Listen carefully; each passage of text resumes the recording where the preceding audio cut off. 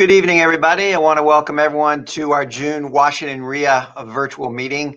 I hope everyone out there is doing well. We have a great night for you, a lot of information to share.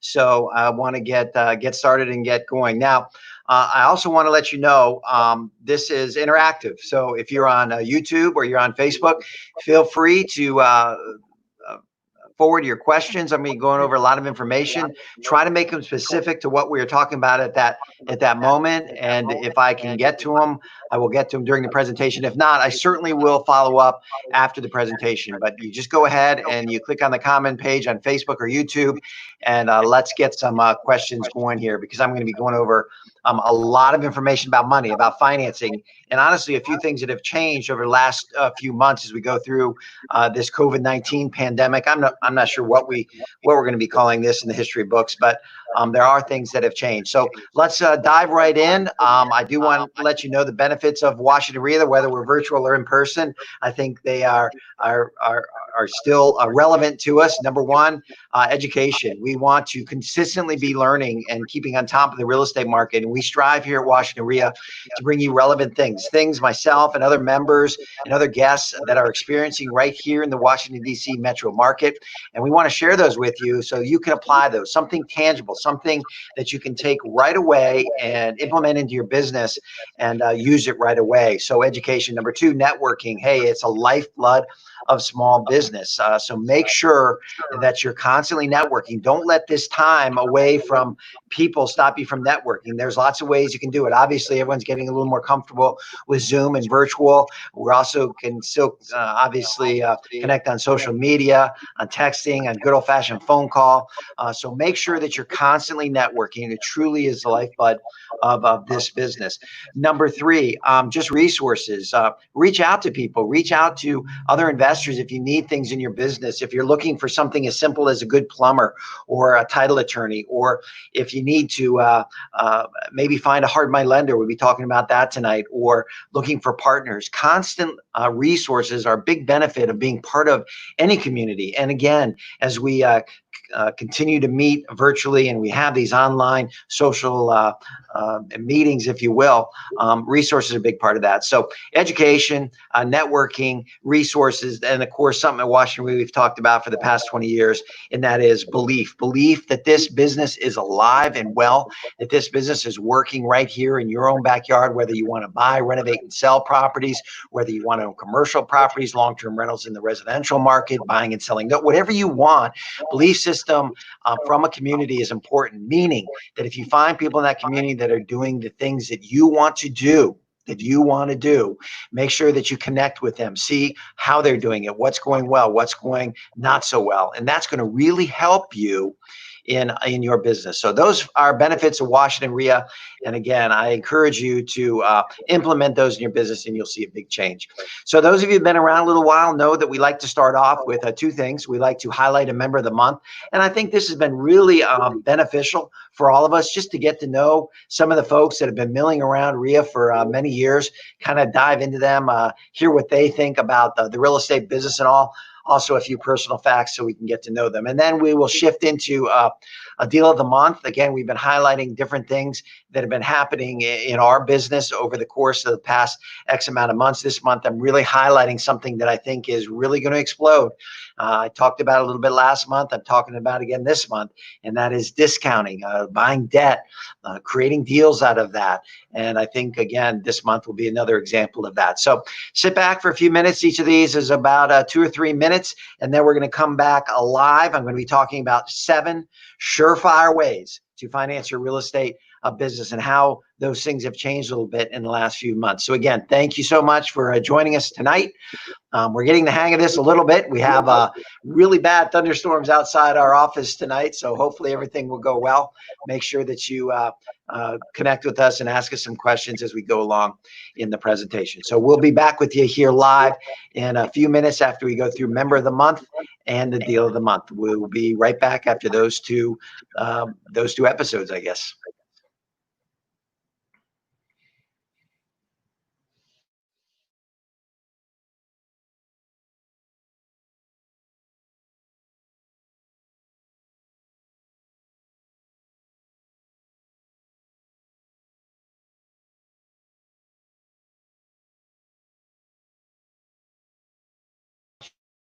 WREIA, and those of you that have been joining us virtually and also in-person meetings, we like to start every meeting off with talking with a member, what we call member of the month.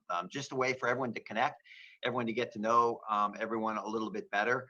So maybe a little personal side, and also a little bit about their real estate background and how they got started, and what advice they would give to all of us in the real estate investment business. This month, the month of June, I have Paul Hillstrom. Paul, thank you so much for joining me today here on Zoom. Hopefully one day soon, not sure when, we'll all get together again. But in the meantime, thanks a lot for helping us out this month.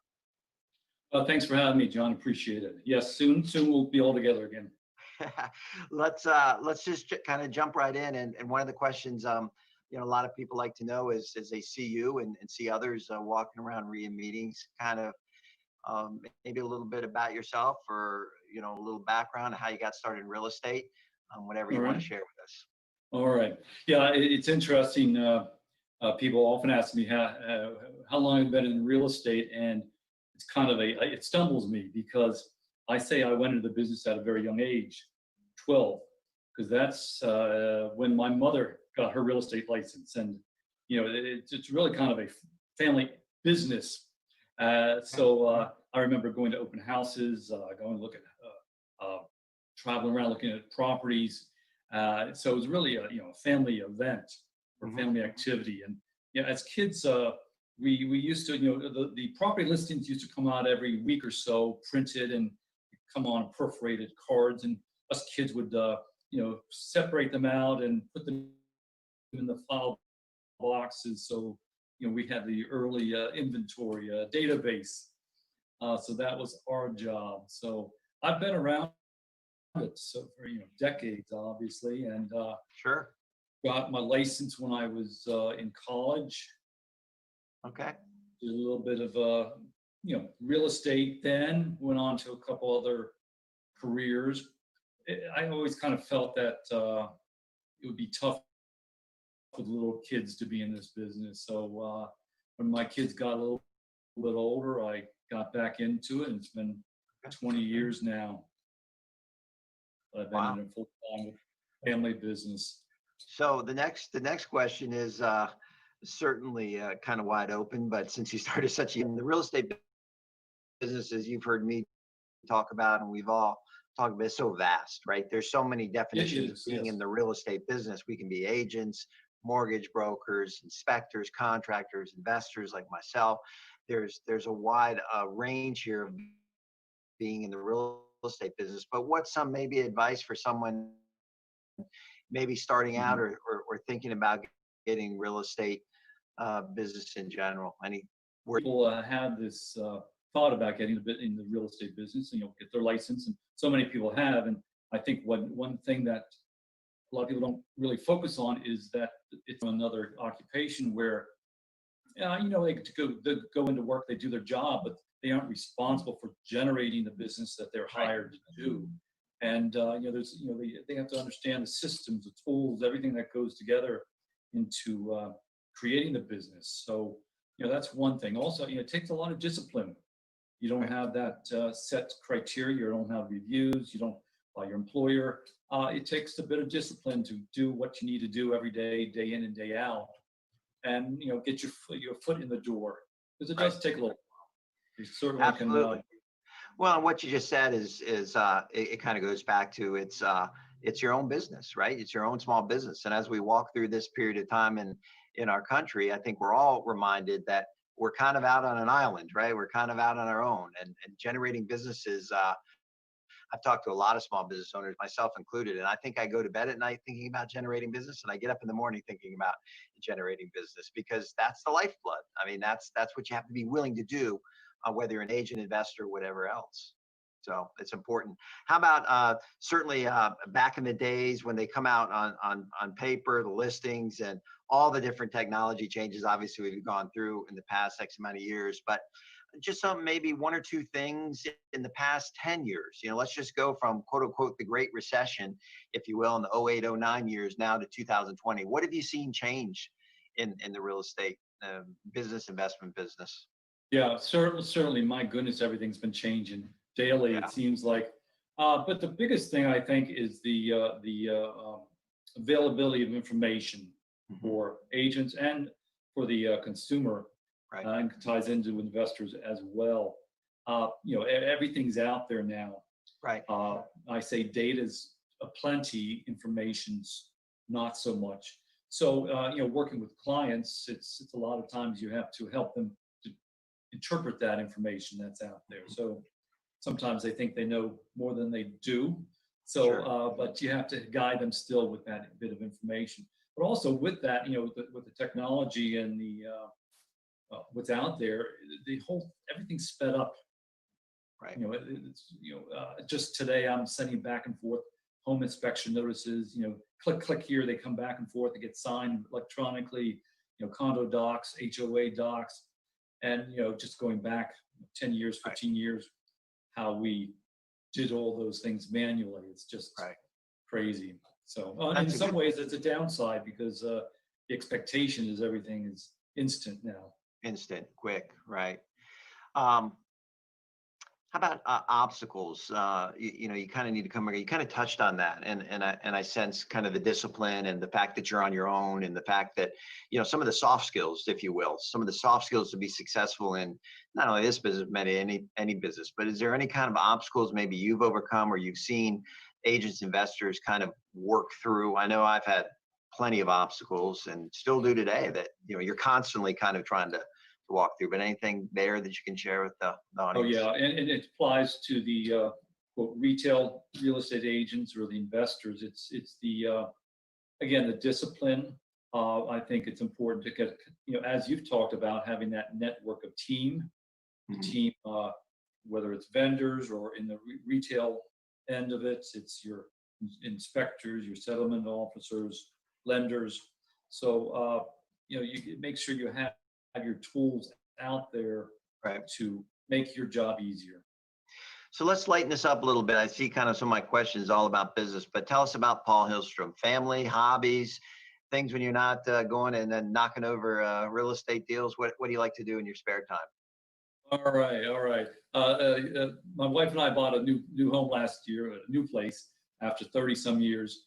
And I've been, last year I was kind of disappointed I didn't do any flips or anything. My wife reminded me that the house that we bought, I say it was not lived in for a couple of years and not well maintained for the previous 10. So I've been, I love working on houses, but if my wife can't find me, I'm just sitting in the backyard or fiddling in the garage or doing something. I have 2 kids. I have a granddaughter and a grandson on the way, so they Wow, keep me busy. So, and a lot of family in the area. So that's great. How I'm about never bored. how about just where do you see maybe yourself in 10 years? I laugh because I've talked to Justin before, and it still makes me laugh when I asked Libby this last month. She said she just wanted to be able to walk, and Okay, well, I that's thought that was true. a great response. But outside of walking and talking and being upright, uh, 10 years from now, where do you see yourself messing around in real estate? Well, let me say, I'd like to be playing more and working less. Okay, But I imagine I'll still have my foot in the door because this business does get in your blood.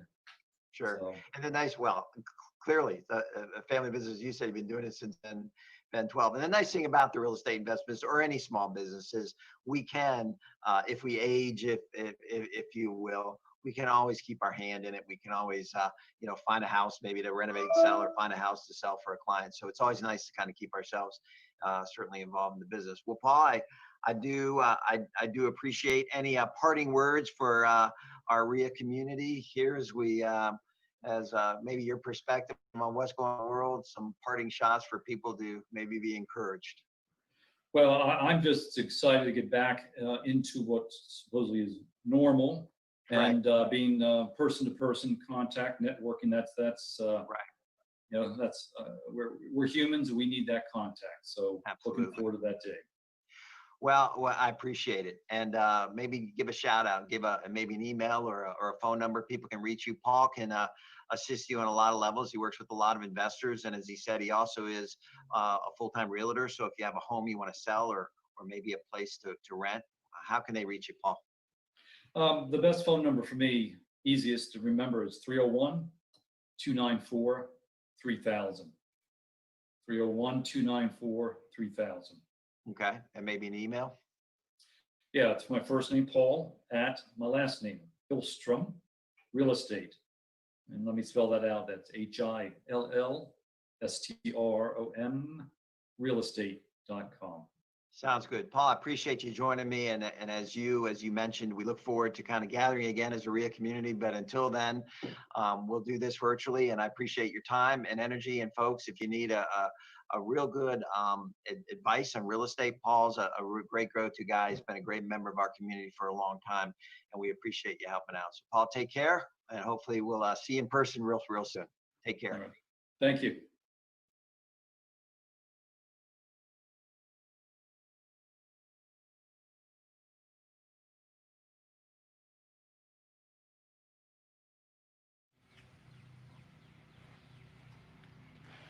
Our deal of the month in June focuses on structuring of deals. I got a call from a gentleman off a marketing piece. He owned a home in Lanham.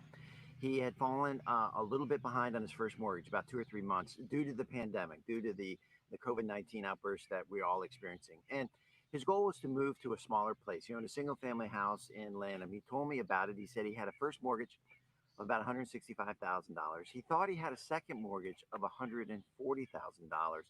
And he was looking to pull out about $25,000 or $30,000. Now, if you do the math there, roughly comes out to around $330,000, $340,000 needed in order for him to get out of this house, move, and get into a smaller place.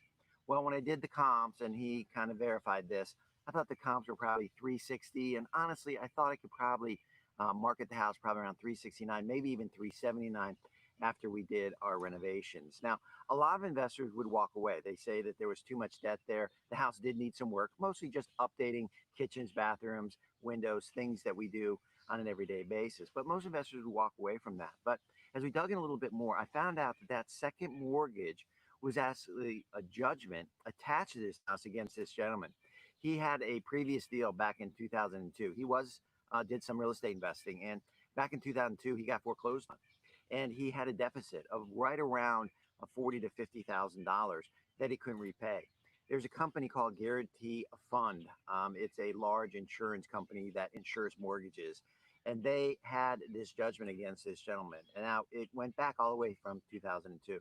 We did a little research. They're based in Greensboro, North Carolina. When I called down there, they referred me to an attorney right here, right in Bethesda, Maryland. We called up that attorney and we just made the offer of would this judgment holder take a discount? Were they willing to absolve or just finish up this judgment by taking a discount and moving on? And they were open to that. So we went back and forth. I of course started out at $20,000. They came in at 80. We did the dance and we ended up right in the high 30s in order to pay this judgment that would be released. Now, hopefully you're watching this and something is clicking. Now, all of a sudden, there's equity in this house. Now, all of a sudden, we pay off the first mortgage, we pay off the judgment, and we have the ability to go in, renovate that house, still give the seller some of the money that he desired, and make a very fair profit. So win-win for everybody. Win-win for the lender. They get their judgment and they move on. Win-win for us. We get a opportunity to renovate a house, sell it, and make a profit down the road.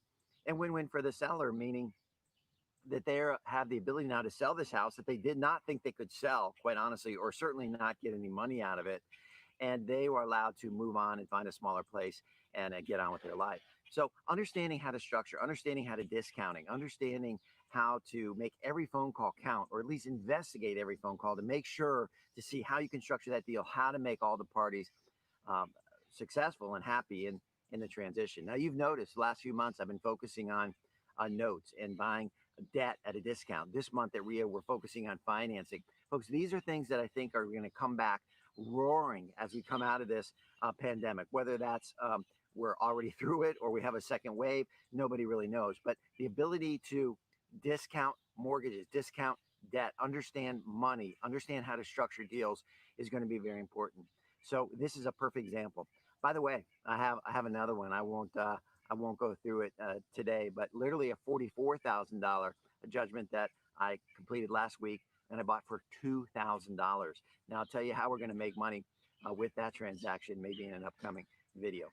But again, I hope you are really tuning into this, that buying debt, buying judgments, buying second mortgages, maybe even buying first mortgages will allow you to create deals that a lot of investors don't have any idea how to do. So I hope this is helpful. I'll let you know how this project turns out. My hope is, as many of ours and many of yours, the average renovation profit, in my opinion, on some of these suburban renovations should be 40, 50, $60,000 when all the dust clears.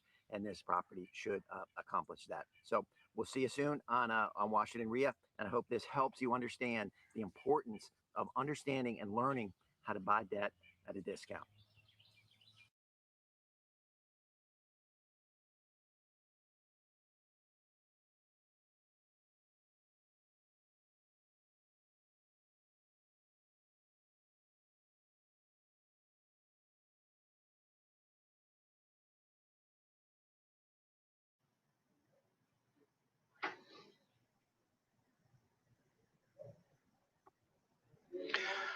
All right, I am back here live again. Thank you, Paul Hillstrom, for helping us out tonight for Member of the Month, and I hope you all enjoyed that deal of the month. Again, buying debt, understanding money, understanding financing going forward. I believe in the next year and a half or so is going to be very, very, very important. So I hope you enjoyed that. Well, I have a lot of information for you tonight. I'm going to go through it with you. My goal, as always, is that you can pick up something tangible, something that you can use in your business right away. Those of you that have been listening to me for a number of years know that there's two things I believe that are vital in the real estate investment business on finding deals.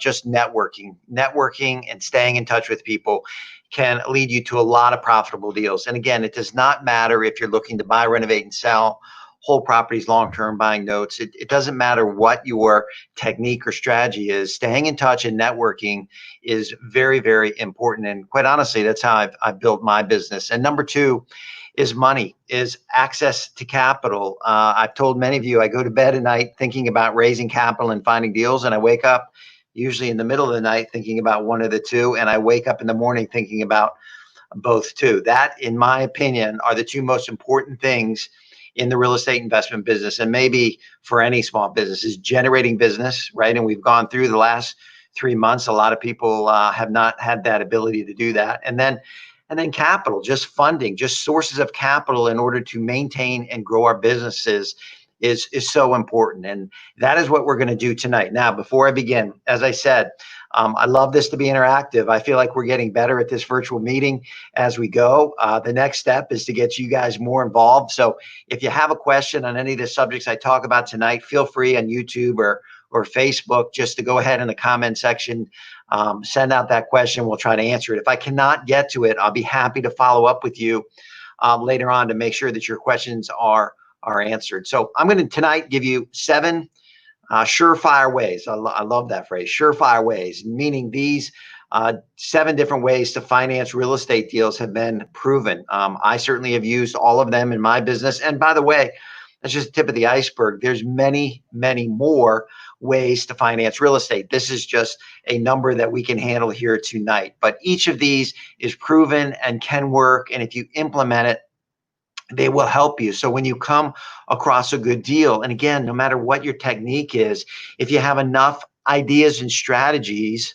you should be able to fund that deal and to move on to profit from that deal, either short-term or long-term. So let's kind of dive in. Let's get started with this. The first one, and again, some of these you're going to have heard of, I'm sure, if you've been around the real estate business a little while. But again, it's good for those of you that know these to refresh and think how you can implement these to generate more deals. And if you're brand new, if you're just learning real estate investment, these are strategies that can really work. And the good news is a lot of these strategies don't require any credit or any money for you. And that gets us kind of started off with the first one. The first one is a great method for all of us, whether we're just beginning or we're experienced investors, and that is the use of partnerships, the ability to partner with other people to leverage yourself. leverage your time, leverage your capital in order to do more deals. And again, those of you that know me know that I do many partnerships. And let me describe this a little bit to you. A good partnership has, let's say, two partners, and each of those partners is performing their role. They're living up to what they promised to do in that deal. They both, in a lot of cases, might have a little skin in the game, have a little capital in the game to keep everybody honest. These partnerships should be in writing. Okay, they should be in writing, and you should have a clear understanding of the profit distribution or the loss distribution. And the loss distribution is as important as a profit. Obviously, our goal is to make money, but in some cases, maybe there's not a lot of money to be made, and that needs to be in writing. You get an attorney to do that and structure that deal in order to know what each partner's role is. Now, expanding that out a little bit, what are the roles? And in my business, and I've seen there's two roles, and I'm sure there's many more, but in our world of real estate investing, there's generally two. One is a code word that you might have heard before. It is called a mouse. And the mouse, what the mouse does is the mouse scurries around, if you will, and they're performing all the day-to-day activities of that deal. Okay, they're finding the deal, they're managing the renovation, they're hiring the realtor, they're going to closings, they're getting permits, they're hiring contractors and maybe firing them, they're doing budgets. If it's a long-term rental, they might be finding a tenant, they might be working with the property management company, they might be property managing them themselves, they're working with maintenance issues. Again, they are the day-to-day operations of that deal. Okay, and they're the mouse, and it's very important role, and that's something that you can do as you get started in real estate or as you progress in real estate. The other role is what we call an elephant. Okay, and again, I understand some of you have heard this, but the elephant has a major role in these partnerships, and the elephant is the capital provider. That's their main role. They are providing capital in order for you to take down these deals. And again, it does not matter what the deal is. It could be a $1.7 million commercial building in Raleigh, North Carolina. You might have two or three elephants that are putting up the capital, the equity, in order to get the bank financing for that deal. Okay, so that elephant is the capital source. They are providing cash or private money, maybe IRA money, whatever the source of capital is for them. They are qualifying for loans. If you're getting a bank loan, maybe it's a condo conversion, maybe it's a larger deal like a commercial project, as I mentioned. So that is their role. You're maybe the elephant in some cases. If you have capital and you want to be in that role, you're looking for mice, if you will, people that are finding deals, people that are bringing you opportunities. I've played that role as an elephant many times, and I've also played the mouse many times. In fact, I'm a mouse right now in a portfolio of about 20, 21 properties or so, where we acquired back in the Great Recession. And I was the one that sourced these deals. I got paid for that. I renovated these deals, which I got paid for. I managed these deals, which I get paid for. We just recently sold 3 of these deals, which I got paid for. But I have 2 elephants that have put up the capital, that qualified for some commercial loans through a local bank here. And that is their role. And I'm the one that's doing the day-to-day operations, and it's worked out very well for them. They get a great return on their capital through cash flow and appreciation, and I get obviously income and appreciation and equity in my role as the mouse. So it doesn't matter where you are in this equation. There's both sides of this that you can make money on both sides. Now, but imagine if you're brand new and you're coming across some good deals, but you don't have a lot of capital. Wow. I mean, find a few elephants, get some money in your pocket, get some experience in your pocket, and you will see your business grow. Ask yourself this question as we exit out of this technique: is how many deals can you do as a mouse if no money is required of you? It's really just your ability to find deals and manage those deals. And you can do quite a few of those over the course of the year. So I encourage you to look at partnerships as a way to either get started or to leverage and grow your business. Now, as I go through these, I want to tell you one more thing I failed to mention. At the end of this, we're going to have a link for you. And when you click that link, you're going to be taken to a page where you can download, lack of a better word, a report. And that report's going to be these different strategies that we have here. So I'm sure you're all sitting at your desks studiously scribbling notes, but you don't have to, because I'm going to have all this here for you if you want to review it and you want to think about it, how you can implement in your business. And as I said, if you have questions as we go along, please throw those out to me and I'll be happy to answer those. So let's go to number 2. I had the opportunity this week to sit down and interview Mark Barron. Mark is a mortgage broker, and number 2 in the financing, and this is where things a little bit change, is mortgage broker or financial institutions. And I'll get to that here in a minute. But I want to talk about mortgage brokers. As I mentioned, networking, building a team, having people you can rely on, go-to people with questions and opportunities is very important. And I sat down with Mark, and the takeaway from that meeting, now Mark works with Mortgage Link. I'm going to give out his information here in a minute. But the takeaway from that is you want a mortgage broker on your team for a couple of reasons. Number one, you might have properties you want to sell. So you want someone to turn those buyers over to. My conversation with Mark, as this market is ever changing, obviously interest rates are very good. If you have a buyer with good documentation, he can get them in a house in less than 30 days. Rates are very, very low. As an investor, if you have a property that you own and you want to refinance, and take that cash out and do it again, Mark could be a go-to guy. He has different programs for investors. And he even told me, this is a good nugget here, that you can do some of these in LLCs, limited liability companies, which is tremendous. So he'd be able to talk to you about seasoning and how long you need to own the property and different things about rental properties. Excuse me for a minute. That's a problem with about going live here. I remember my radio days. Sometimes you just have to cough and you just have to cough. Anyways, Mark also has some access to hard money lenders. We're going to be talking about that in a minute. But just to give him some credit, Mark's phone number, hopefully you can scribble this down and you can ask me later for this if you don't have a pen handy, is 301-928-9979. Or you can reach him at mbaron, B-A-R-O-N, at the Mortgage Link, the mtglink.com. Reach out to Mark. He's a good resource here. REIA has been around a while. He knows he has lots of programs for you. And I want to encourage you to reach out to him if you need a good mortgage broker. And then develop some as you go along and you meet people and you save their information and use those as great resources. The other thing that you need to do in this category, number 2/B, is financial institutions. You need a local regional bank to marry up to. I wouldn't necessarily go to the Bank of America's or Wells Fargo's, if you will. I would go to smaller banks in the area, an Eagle Bank, a Sandy Spring Bank. It used to be Georgetown Bank merged with United Bank. They're still pretty good. A Burke and Herbert, they've kind of fallen off a little bit, in my opinion. But smaller regional banks, and you'll find them all around. Community banks. These are the kind of banks that you want to get to know, and you want to go in there and you want to talk to the banker and you want to tell them what your goals and aspirations are, and you want to ask them, you want to interview them. What kind of programs do they have for you as an investor? And even if your credit is bad or you don't have a lot of capital, start that process now. They can be great sources of capital for you in the future. Again, refinancing out rentals, okay? Credit cards, get a credit card with that bank, put a little money in a savings deposit in that bank, get a relationship with a banker. Over time, that will pay it off.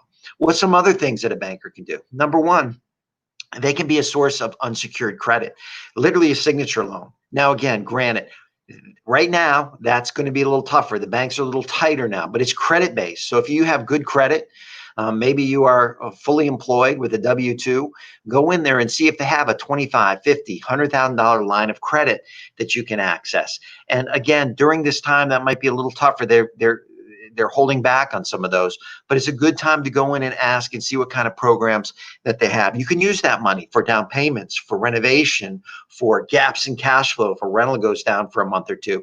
Credit lines are invaluable to us as investors.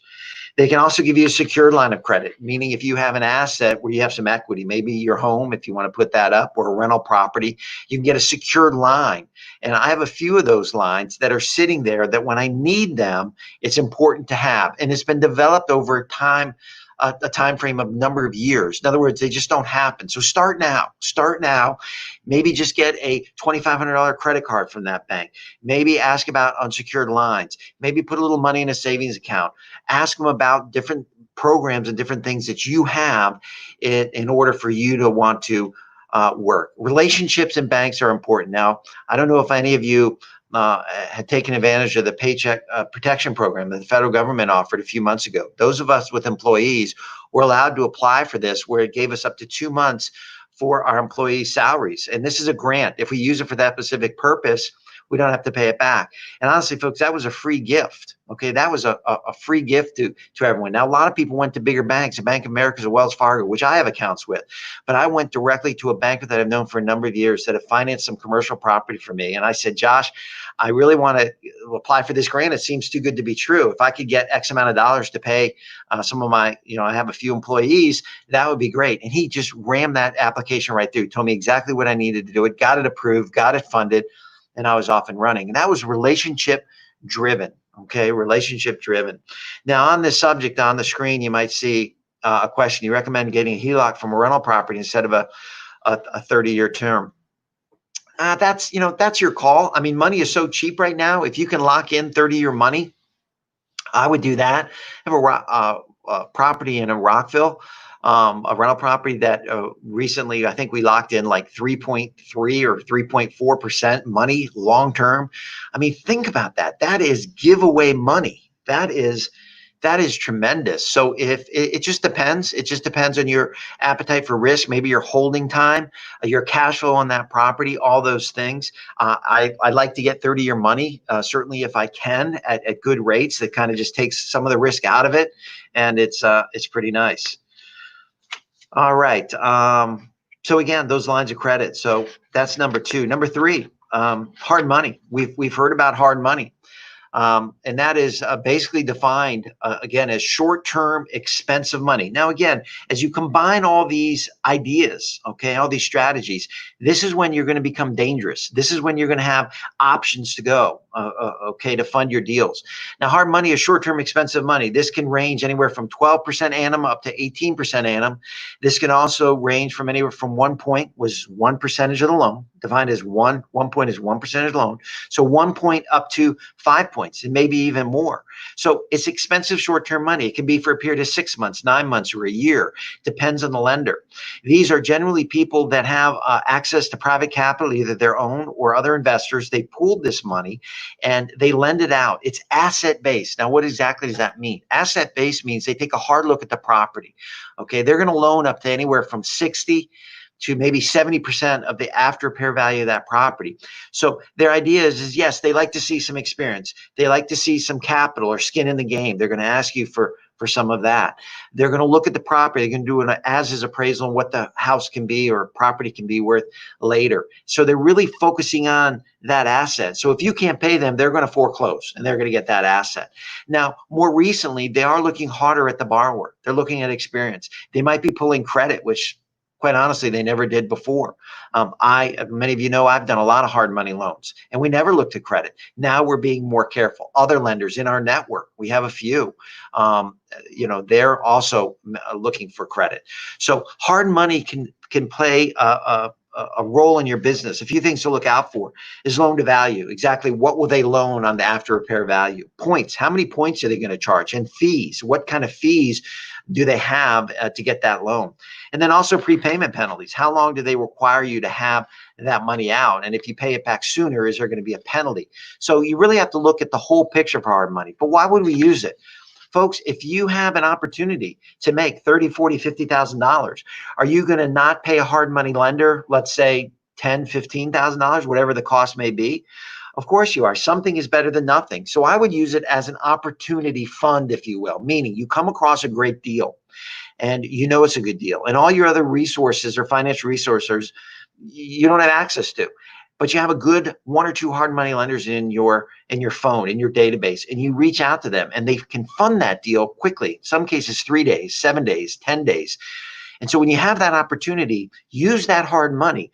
Maybe you refinance it. Maybe you flip that property, settle it, clean it out, flip it. Maybe you do a full renovation. Whatever the case, if the numbers work with the hard money, okay, then use it. Now, what I would say is don't get addicted to it. Okay, don't forget about all these other things we're talking about and just rely on one hard money lender. To me, that's throwing money away. You can develop other sources of financing that you can use in certain situations, but in some situations, hard money might be the best case scenario. Let's say you're down in Florida on a vacation and you come across a tremendous opportunity to buy a condo at 50 cents on the dollar. Are you just going to say, well, no, I don't want to pay a hard money lender 3 points. That's too much. No, you're going to take advantage of that. You're going to pay that lender their fair share. You're going to get in there, you're going to make your profit, and you're going to get out. Obviously, you don't want to use this for long-term rentals, but you can use it for a note, maybe a performing note, a non-performing note, a distressed asset, maybe even a commercial property, believe it or not, that you can buy, you can stabilize, and then you can refinance out for a long-term hold. So hard money has a role in all of our businesses. So we all should be looking and working to get a nice hard money lender in our team. Now, again, I do hard money. There's other people that do hard money. Find one or two, compare rates, compare services, compare relationships, find a good one, find a reliable one, and put them in your database and use them to help you take advantage of opportunities. Now, again, if you have questions, either on Facebook or YouTube, go ahead and throw those in. We'd be happy to answer those. And those that we can't get to, we certainly will get to after the presentation. Now, the fifth one I want to share with you. Oh, I already skipped one. The fourth one.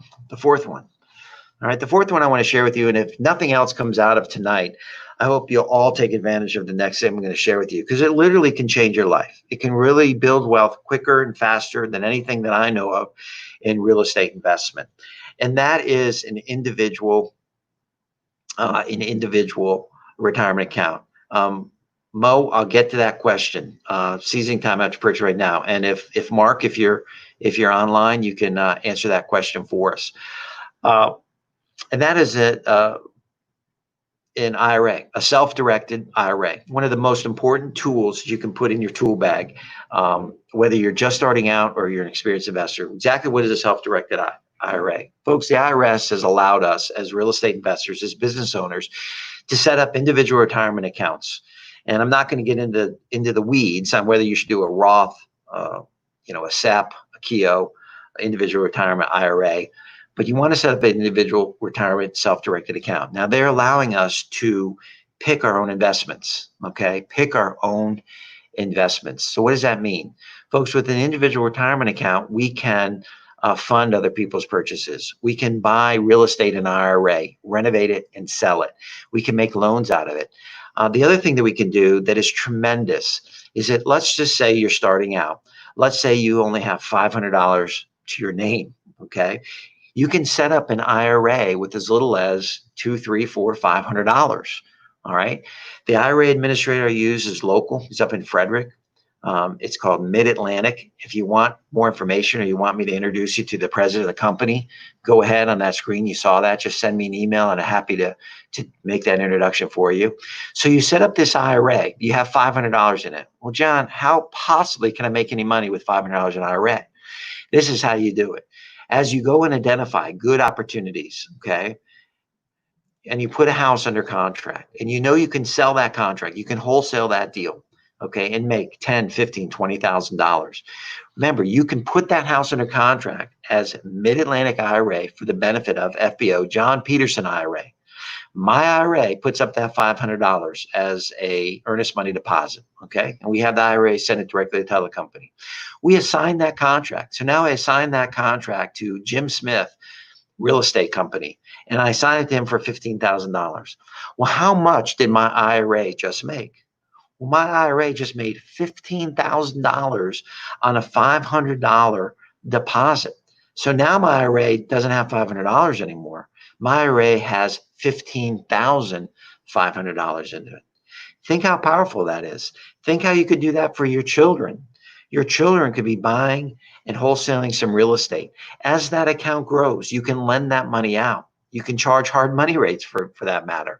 You can buy a property, fix it up and sell it, make $30,000, $40,000, $50,000 in your IRA, tax deferred or tax free, depending if you do a Roth or an individual retirement account. This is something that can literally change your life. And if you're not doing it, you should. And going back to our belief system, the very beginning, find someone in WREIA. I'm one. There's others. There's many others. Ask them how working with their individual retirement account has changed their long-term net worth. You'll be amazed. You will be amazed. All right, so here, let's digress here a minute. Banks now require properties held in the company names, private be transferred individual names on people refined to them. Have you heard about this, and how does one get around it? Alex, again, that is very common. Very common with most of these banks are that if it is in an LLC, like you say, profitable property LLC, when I refinance it, they want it into John Peterson. Again, you need to transfer over to the commercial division of the bank. Number one, you need to start getting into commercial loans, if you will. And that is going to be when you have a series of rental properties. Mark mentioned to me, and that's why I'm going to give him his name, and I want you to contact him. Mark mentioned to me that there are programs out there, that there are companies that will refinance in that LLC name. That's what I mentioned. So you gotta be looking on that.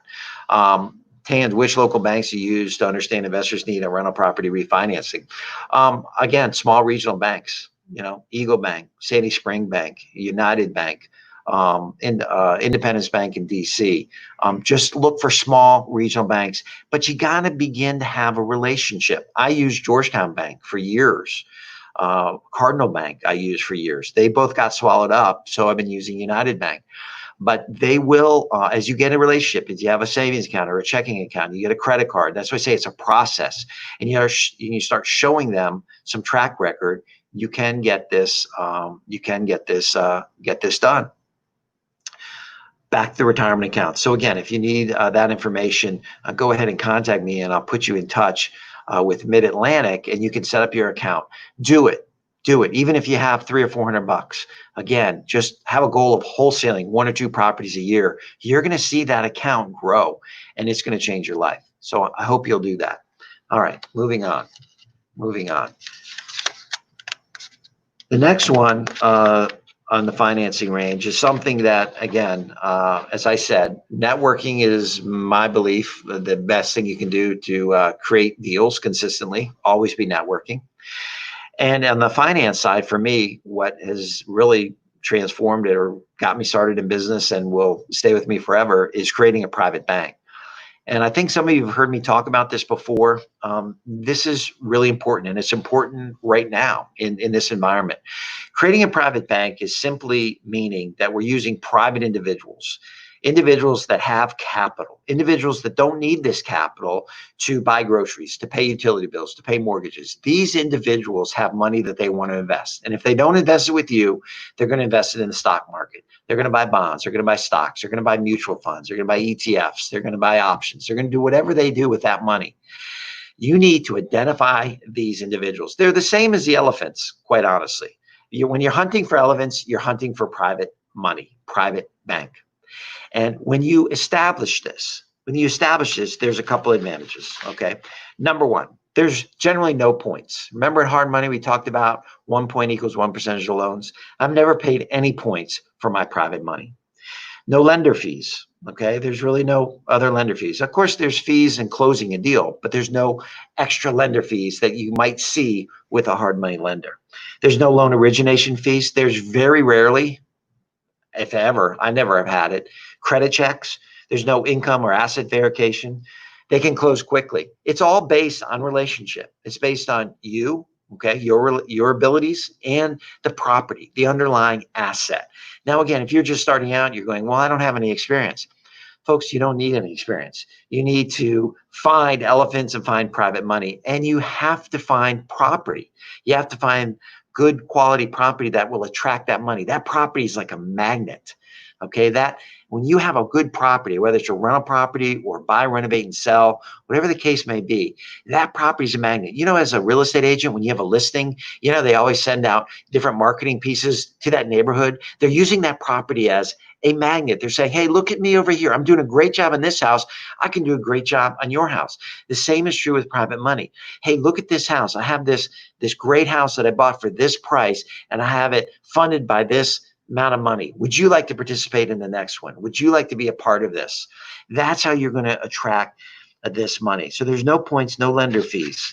Okay. There is a process though. There's a process from finding these private money lenders, to creating the investment packages that we create for every single property, to creating the paperwork to make sure that they're secured against the property, to communication with them. There's also a document that we've created to make sure that we're within the law, that we're not breaking any SEC rules. Okay. And so creating this private bank, think about this. Now all of a sudden you have $2-3 million sitting there, set aside in your private bank. And as you identify properties, you know that money is going to be there. And that is very, very powerful. You talk about confidence, you talk about belief. This is where the successful investors, okay, really take off. And then think about how you can manipulate that money. Maybe you do find a tremendous multi-unit building. You can certainly use that private money, maybe as the equity portion, and to go ahead and get that and get that bank financing. So maybe they put up 20 or 30% of that money. There's so many different ways you can use this private money. Maybe you come across a great performing mortgage. Now you can use that private money to take down that mortgage. Maybe you come across a great buy, renovate, and sell in DC. Now all of a sudden you have that $400,000 that you need in order to take down that deal. So now your focus is finding good deals, creating that private bank, and then executing those deals. Folks, it's a tremendous way to grow your business. Now, I'm going to make this offer to you, and I'm going to limit this to 5 people. I truly, truly believe that creating your private bank is the key to long-term success in this business. Don't be addicted to hard money. I'll use these other strategies, but if you have that private bank right there, okay, and you have capital in that bank, you're going to see your business explode, whether you're just starting out or you're an experienced investor. I can show you exactly how to set up this bank, from all the paperwork, how to attract them, how to communicate with them, the investment package needed, all the things that you need to do this. And what I'm going to do for 5 people, and again, up on the screen, you'll see an email, and you can just email and you can put private bank, okay, private bank to profitable property, and put subject private bank. I'm going to take 5 of you, and I'm going to offer you 3 one-hour Zoom meetings, okay? And during those 3-hour Zoom meetings, I'm going to go from A to Z and I'm going to help you create this private bank. I'm going to charge a minimum for this. I'm going to charge $495. That's it. So 5 people, $495. This is not a group class. This is one-on-one with you, because everyone is unique in this endeavor. And I'm going to show you exactly how to attract these folks, how to basically take a hold of their capital, and how to use that capital, and how to really grow your business with this private bank. So if this is something that you're interested in, you saw that email, Profitable Property, on the screen, just put private bank, and I'll be in touch with you in the next day or so. We'll get you set up. We'll schedule your Zoom meetings, and you will be amazed at how this is going to transform your business. So I look forward to those 5 people. That's all I can take. I can't take 10 or 15 folks, just too much time. But I strongly believe in this, and I strongly believe right now, during this pandemic, if you will, during this opportunity that we all have to acquire properties when the market is very, very good, there's going to be a lot of opportunity coming our way. And to have that capital and have that immediate access to that is going to be really important. All right, let's keep going here. Number 6 is a tried and true financing technique. And this is for all of you that are just starting out.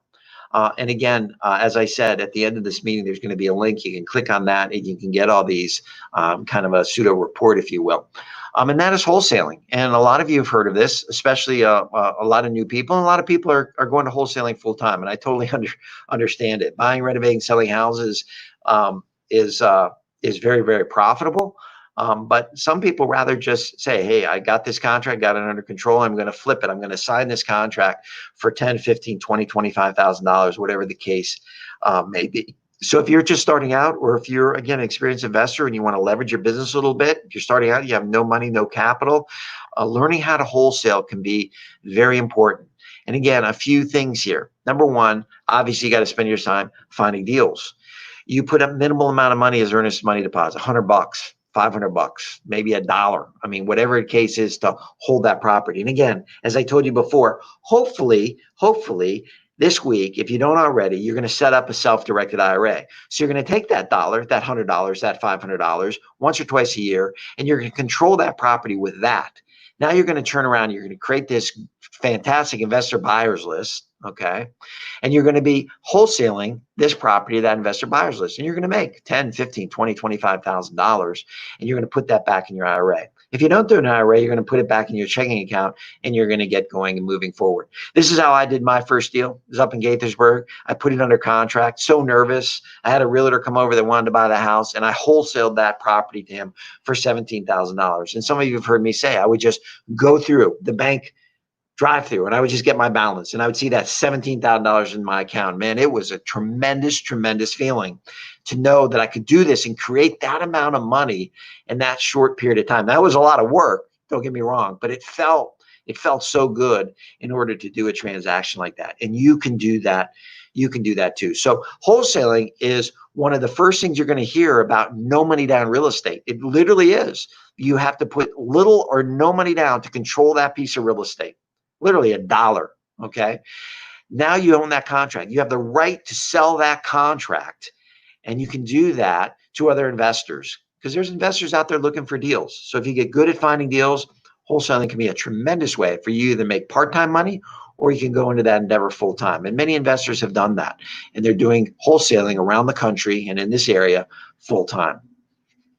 And then finally, this might sound a little silly to some of you, but another financing method is just cash. It's just your ability to have cash and capital set aside in order to do deals.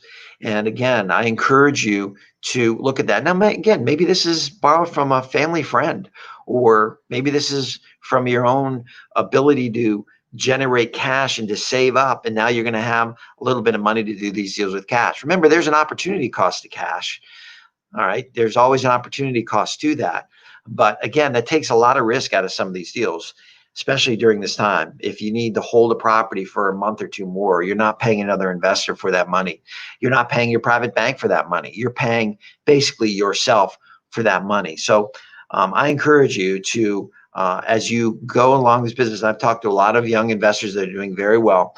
Make sure that you don't run out and buy the brand new BMW right away. Make sure that you don't take the trip to New Zealand for 3 weeks in the summer. Be patient. Do some deals. Every deal, just set aside $5,000 to $7,000, or pick a number: $2,000, $5,000, $8,000. My son has an internship this summer, and it's his first real "quote unquote" job. Now, he's worked over the summers. He's worked for our company. He's demoed houses. He's done different things, but this is 9 to 5 in an office environment where he's getting a paycheck every 2 weeks. And I just encouraged him. I said, set up a low cost index fund in the stock market every paycheck. Just get used to putting aside whatever you can. Maybe it's $50, maybe it's $100. I mean, he's not getting paid that much, but whatever it is, if it's $25, there's opportunities. Just set aside, get used to putting that money aside and letting it grow. He's 20 years old, and if he continues to do that and he gets used to just setting aside a certain amount of money from every single time he gets paid, he won't have to worry about money in 5 years, 10 years, 15 years.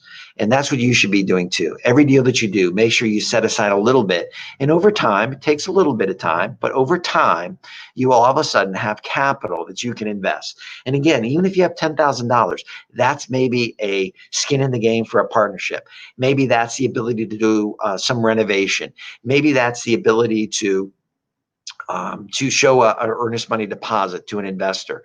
So having a little capital in the bank is going to benefit you quite a bit, and it's going to help you over time with a renovation. All right, Alex, what are good outlets for wholesaling property since MRS will not allow you to list property if it's not in your name? Well, Alex, that's very easy. Number one, if you followed me at all, you know that I believe strongly in database. So hopefully you have a database of other buy, renovate, and sell investors that you can create a list. And when you get a good property, you can send to that list. Because remember, you don't need many. If you honestly, a lot of these guys that are sending this out to hundreds and hundreds of names, a lot of it is junk. So even if you had 3 or 4 quality renovators in an area, you can wholesale a lot of real estate. So you got to get to know some of those buy, renovate, and sell guys. The other thing you can do, obviously, is you don't need the MRS to list property. You can put it on Zillow. You can put it on WREIA. You can put it on a lot of social media sites where it will reach the masses, if you will. I'm using Zillow now for most of my rental properties when I have vacancies. I don't put it in the MRS anymore. And sometimes people come with realtors, sometimes they don't. So there's a lot of social networks that you can put it on where you don't need MRS anymore. And again, your ability to create databases and stay in touch with people. So when you have a good property, you can put it to those people and see who can pay you for that. Obviously, as president of WREIA, I hope you reach out to me. I am buying properties every single week, hopefully. So make sure I'm on that list. I'm one of them, and I'd be happy to take a look at anything you have. So again, I hope tonight helped you a little bit. In conclusion, think about this. We have partnerships. Okay. We have finding a good mortgage broker. We mentioned Mark Barron, and find a good mortgage broker and a good small regional bank. You have hard money lenders. You have, all of us should be setting up a retirement account. The private money bank, I really hope that some of you take advantage of that. I'm spending 3 hours with you to help you create your own private money bank. Imagine if I can help you have a magnet and raise $1 million, how that could change your investment business. So creating that private bank, having the ability to wholesale some real estate, having the ability to have some personal cash, getting some secured lines, getting some unsecured lines. All these things combined can help you when you come across a particular property in order to make sure that you can do that property. Again, in some cases, you're going to have to give up a little to make a little. That's okay. And those of you that experience, if you want to grow your business, sometimes you have to give up a little in order to make a little bit more, because we run out of runway. We run out of time, if you will. So we have to use a little bit of leverage. So I think if you do all those things, if you implement all these things and you really think about it as each deal comes across your desk and you control that deal, I think the money aspect of this business could literally not be an issue anymore. And so if one area falls down a little bit, like if your private bank maybe falls down a little bit, you can do a partnership, or you can rely on a hard money lender, or maybe you have a little bit of capital in an IRA that you can use, or maybe you have an unsecured line or HELOC or some kind of line of credit that you can use. So there's always different ways to finance this real estate. The main thing I encourage you to do is keep looking for good deals, keep focusing yourself on money. Now, again, as this economy opens up, as things get a little bit back to normal, although I don't think we're going to be normal for quite a long time here, but as things come back a little bit, there's going to be opportunities. There's going to be opportunities in the debt market about mortgages. There's going to be opportunities to find good quality properties, I believe, coming up in the next 4, 6, 18 months. Interest rates are very low. There's a lot of buyers out there. There's not a lot of inventory. So when you get a good property and you get it renovated, you can sell it. If you have a rental property, now might be honestly the time to do a 1031 tax-free exchange, because the prices are pretty good right now with rates being so low. So again, I hope this helped you. I thank you so much for joining me again. Sign up for that private bank. We got a link on here that you can download some of the things I talked about tonight. You can kind of review it when you have a little more time. Reach out to me. We're open for business. You have properties to sell, properties to wholesale, looking for partners, looking for hard money, whatever the case may be. We're here. We're open. We're doing business. Look forward to seeing you all real soon. Hopefully we'll be back together at some point this year. But in the meantime, we're here virtually, and we've enjoyed this. And I hope you've gotten a little bit out of this too tonight. So we will see you soon, and take care. Be safe.